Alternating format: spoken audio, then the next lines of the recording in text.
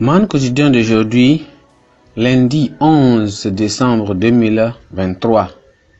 Nous considérons comme thème le pouvoir conquérant de la foi. Le pouvoir conquérant de la foi. Notre texte de lecture se trouve dans le livre de Galates, chapitre 3, le verset 6. À partir du verset 6.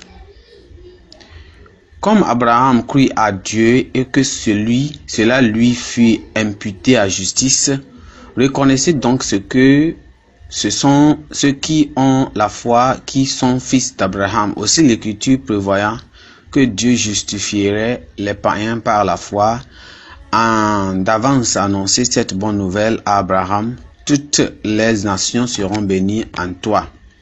De sorte que ceux qui croient sont bénis avec Abraham le croyant.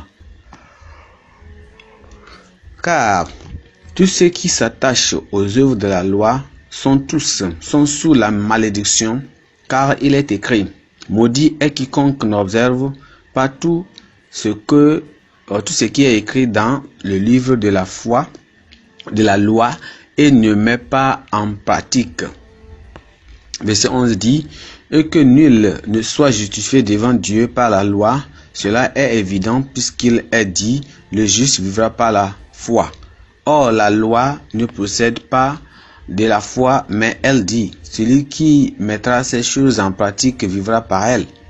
Christ nous a rachetés de la malédiction de la loi, étant devenu malédiction pour nous, car il est écrit: maudit est quiconque est pendu au bois.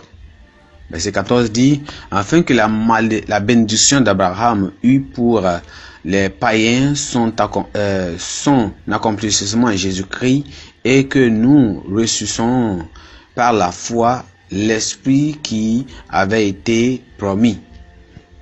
Le verset clé, c'est le verset 14 qui dit: afin que la bénédiction d'Abraham eut pour les païens son accomplissement en Jésus-Christ, et que nous ressuscions par la foi l'Esprit qui avait été promis. Depuis des générations, la foi est demeurée le principal moyen d'interaction entre Dieu et l'homme. La foi en Dieu a fait d'Abraham un simple mortel, un ami de Dieu immortel. Elle l'a connecté au percées surnaturel.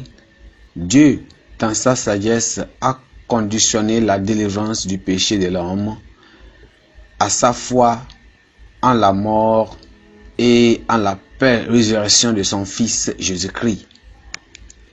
Ainsi, toutes les bénédictions de Dieu, depuis le salut, et toutes les bénédictions spirituelles et physiques, en passant par la sanctification et le baptême dans le Saint-Esprit, ne sont pas accessibles par la foi en lui et en ses promesses. La foi que Dieu a trouvée en Abraham l'a amené à déclarer qu'il bénirait tout homme ou toute femme qui expérimenterait une foi sans réserve en son plan de salut à travers Jésus-Christ. Stérile jusqu'à son âge avancé, Abraham crut en la promesse de Dieu de le bénir avec une postérité nombreuse comme les étoiles du ciel. Dieu lui imputa sa foi à justice et le bénit. Il est surprenant de noter que le remède au problème du péché de l'homme, la foi en son Fils, a établi les barrières séculaires entre Dieu et les hommes. Aujourd'hui, l'Église subjugue toutes les cultures éphémères de l'homme. Ces ségrégations raciales, ces distinctions de classe sociale, toutes remplacées par notre allégation ou bien notre allégeance à Jésus. Plie les Écritures selon lesquelles si vous êtes à Christ, vous êtes donc la postérité d'Abraham, l'héritier selon la promesse. L'homme ne peut se connecter aux bénédictions de Dieu que s'il se connecte premièrement à son Fils à travers ses promesses. Amen. Pensée du jour. Les bénédictions d'Abraham s'accomplissent par la recherche de Christ. Les bénédictions d'Abraham s'accomplissent par la recherche de Christ. La Bible en un nom. Ésaïe chapitre 38 à 41. Ésaïe chapitre 48 à 41. Amen.